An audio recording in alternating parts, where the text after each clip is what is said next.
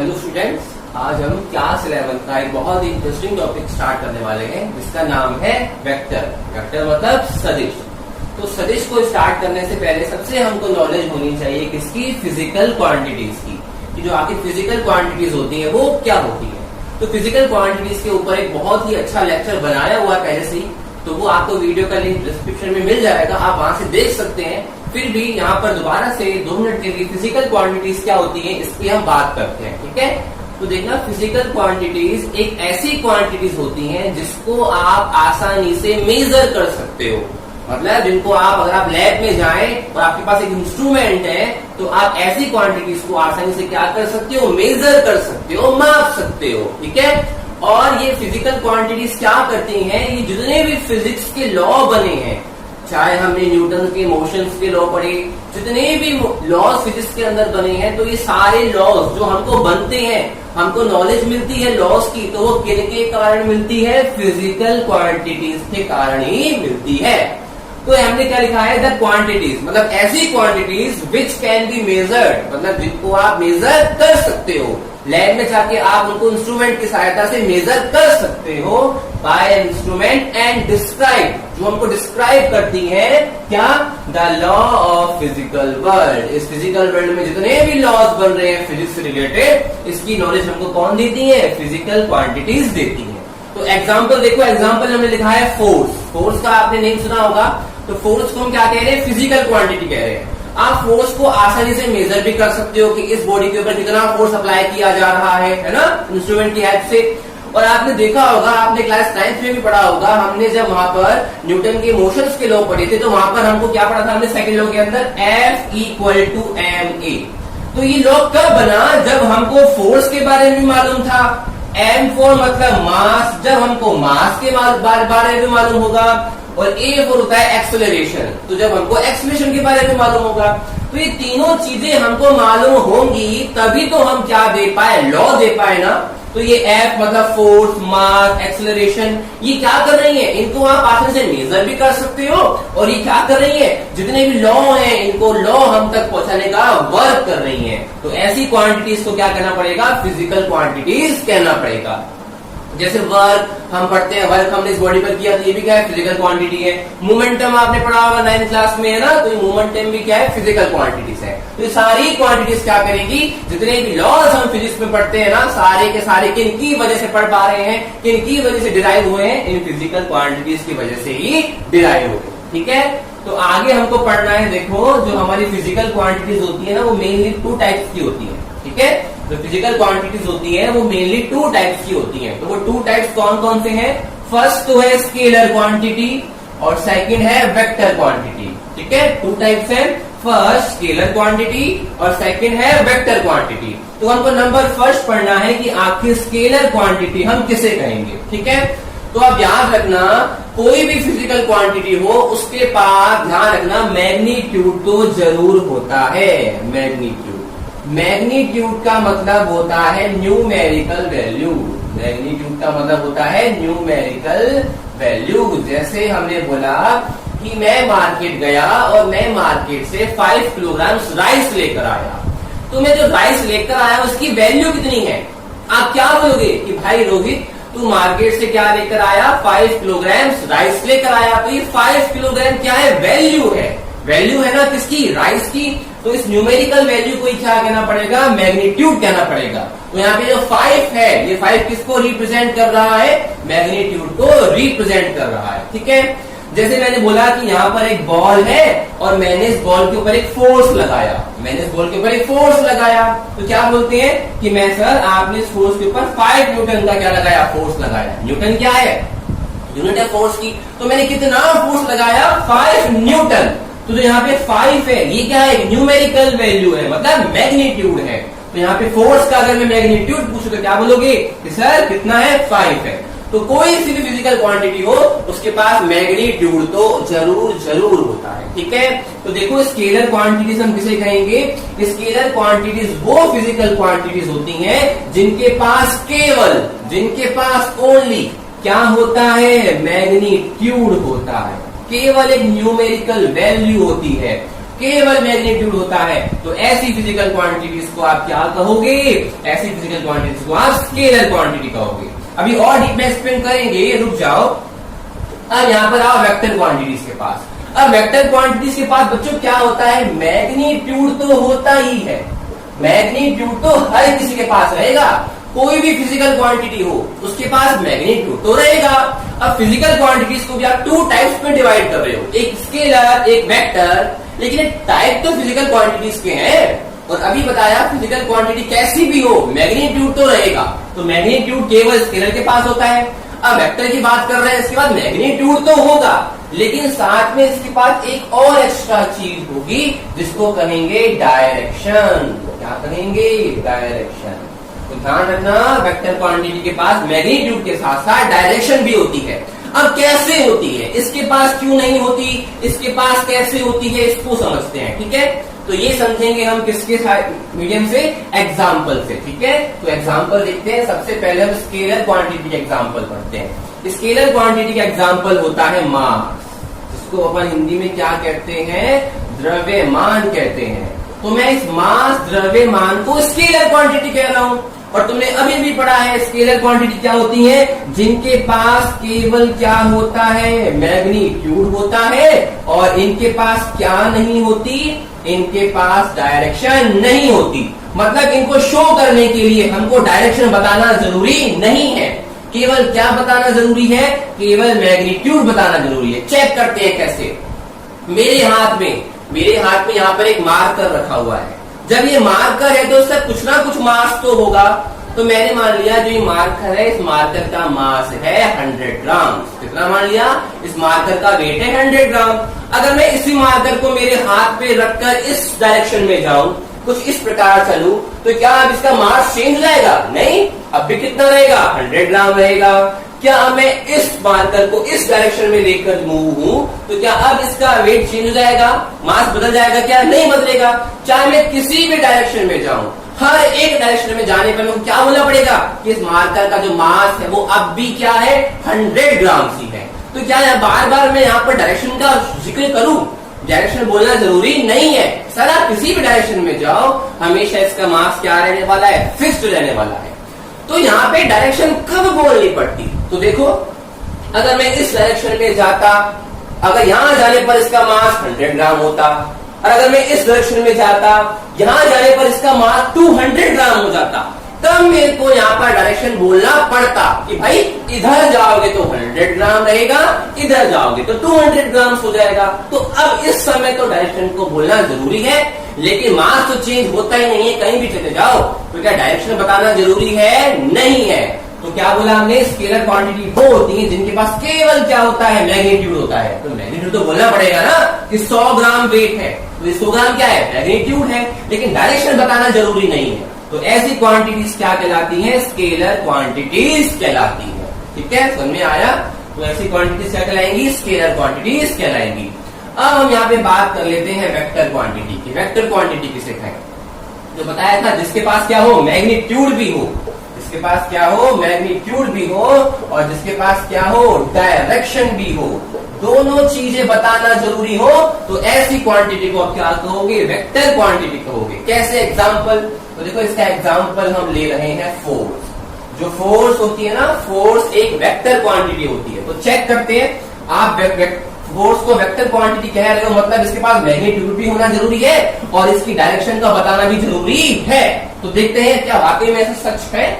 तो देखो, जहां पे नीचे रखा हुआ है टेबल, टेबल के ऊपर रखी हुई है एक बॉल। मान लो ये बॉल है, बॉल तो बॉल होती है, कोई बात नहीं, बॉल है। आपने क्या किया? आपने ऊपर से नीचे की ओर, आपने ऊपर से नीचे की ओर इस पर क्या लगाया? फोर्स लगाया। तो एक बात बताओ, जब आप इस बॉल के ऊपर से नीचे की ओर फोर्स लगाओगे, तो क्या ये बॉल टेबल के अंदर जाएगी? क्या नहीं जाएगी। मान लो ये टेबल है, यहाँ बॉल रखी है, आप दबाओ हल्का सा, तो बॉल कुछ नहीं होगा, ना इधर जाएगी ना इधर जाएगी। जैसी की जैसी टेबल पर पड़ी है वैसी की वैसी रहेगी। तो तुम क्या बोलोगे कि जब हमने इस बॉल के ऊपर से नीचे फोर्स लगाया, तो जो बॉल की क्या है? स्थिति है, जो बॉल की क्या है? डायरेक्शन है, उसमें कोई भी चेंज नहीं आया। जो हमारी बॉल है वो एज इट इज बनी हुई है। लेकिन अब मैंने क्या किया? अब मैंने फोर्स की डायरेक्शन को चेंज कर दिया। मैंने अब क्या किया? फोर्स की डायरेक्शन को चेंज कर दिया। अब की बार मैं इस बॉल पर कुछ इस डायरेक्शन में क्या लगा रहा हूँ, फोर्स लगा रहा हूँ। तो जब आप बॉल पर इस डायरेक्शन में फोर्स लगाओगे तो क्या अब भी बॉल यहीं पर बनी रहेगी? नहीं, क्या होगी, जो ये बॉल होगी वो कुछ आगे पहुंच जाएगी। तो तुमने देखा जब ऊपर से नीचे फोर्स लगाया तब तो बॉल की डायरेक्शन चेंज नहीं हो रही थी, एज इट इज बनी हुई थी।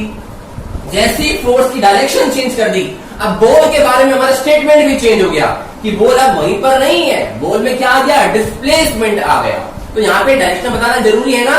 किसी को हम क्या बोलेंगे कि भाई ऊपर से नीचे फोर्स लगाएगा तो इसमें चेंज नहीं आएगा, लेकिन इधर फोर्स लगाएगा तो देखो डायरेक्शन का जिक्र करना पड़ रहा है कि अगर डायरेक्शन को चेंज कर रहा है, इधर फोर्स लगा रहा है तो इस बॉल में डिस्प्लेसमेंट आ जाएगा। तो फोर्स के बारे में हमको बताओ, डायरेक्शन बताना जरूरी था कि नहीं था? था। तो जिसको पास मैग्नीट्यूड हो, मैग्नीट्यूड तो होगा ही कि मैंने 5 न्यूटन क्या लगाया है, फोर्स लगाया है, और साथ में डायरेक्शन भी बोलना हो तो ऐसी क्वांटिटीज क्या कहलाती हैं? ऐसी क्वांटिटीज वेक्टर क्वांटिटीज कहलाती हैं। हम कुछ और एग्जांपल पढ़ते हैं किनके, स्केलर क्वांटिटीज के और वेक्टर क्वांटिटीज के। ठीक है, तो देखो यहाँ पे लिखा हुआ है स्पीड।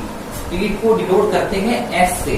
तो जो स्पीड है ना वो कैसी क्वांटिटी है, वो स्केलर क्वांटिटी है। मतलब इसके पास केवल और केवल क्या होगा, मैग्नीट्यूड होगा, डायरेक्शन नहीं होगी। चेक करें तो देखो, जैसे हम बोलते हैं ना कि अगर हम बाइक चला रहे हैं तो हम बोलते हैं कि जो मेरे बाइक की स्पीड है ना वो 5 किलोमीटर पर आवर है।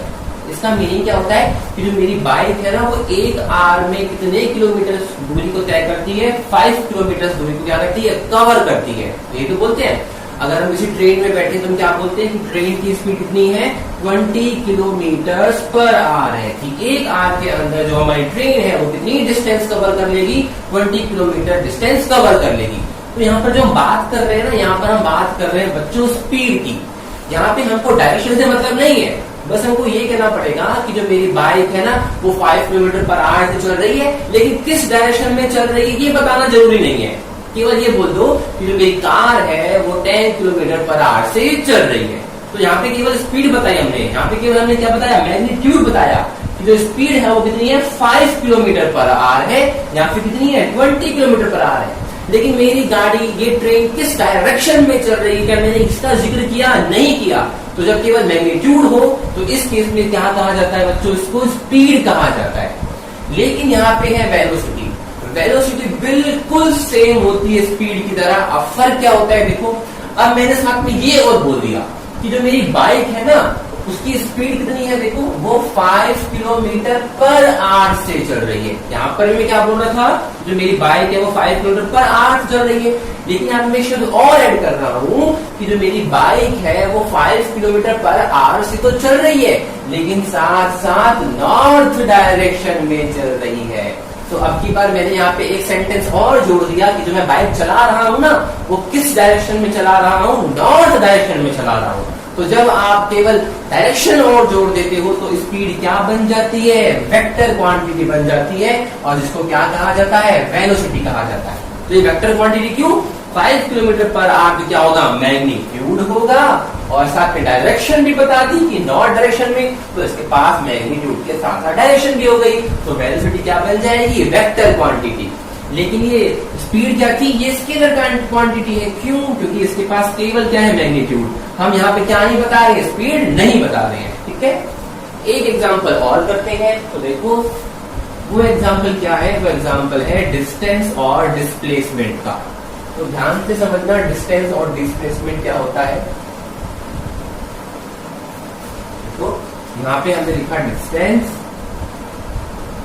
मतलब डिस्टेंस को हम क्या कह रहे हैं, स्केलर क्वांटिटी कह रहे हैं। यहाँ पे हमने लिखा डिस्प्लेसमेंट,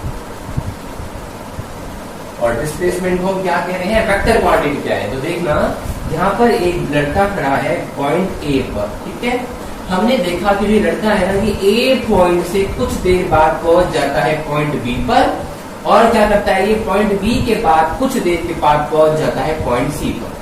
तो मैंने बोला जब ये ए से बी तक गया ना तो इसने 5 मीटर्स की दूरी को तय किया, डिस्टेंस को कवर किया। और जब ये बी से सी पॉइंट पे गया तो इसने ओनली 3 मीटर्स की डिस्टेंस को कवर किया है। कितने मीटर की डिस्टेंस को कवर किया है, 3 मीटर की डिस्टेंस को कवर किया है। अब हमारा मकसद ये है कि आपको पॉइंट ए से, इसको बोलेंगे हम इनिशियल पॉइंट, स्टार्टिंग पॉइंट, क्या बोलना पड़ेगा इसको, स्टार्टिंग पॉइंट। अब इसने स्टार्ट तो किया है ए से, और ये लास्ट में जाकर रुक कौन से पॉइंट पर रहा है, सी पॉइंट पर, तो इस सी पॉइंट को बोलना पड़ेगा लास्ट पॉइंट। अब हमारा काम है कि भाई तुमको स्टार्टिंग पॉइंट से लास्ट पॉइंट तक पहुंचने के तरीके बताओ, कितने तरीके से जा सकते हो।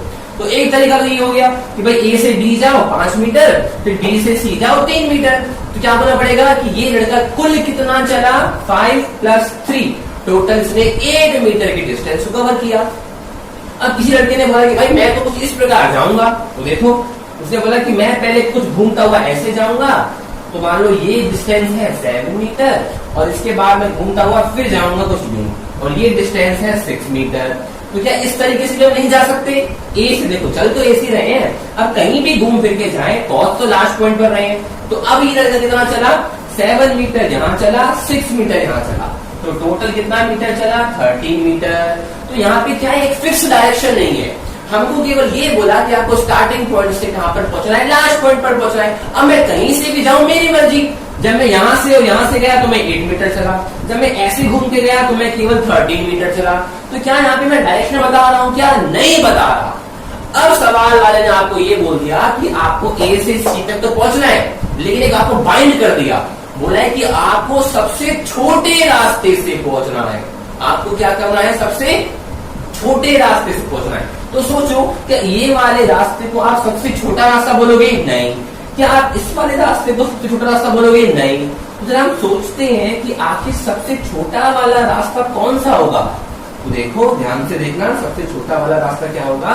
मान लो ये पॉइंट है ए, ये पॉइंट है बी, ये पॉइंट है सी।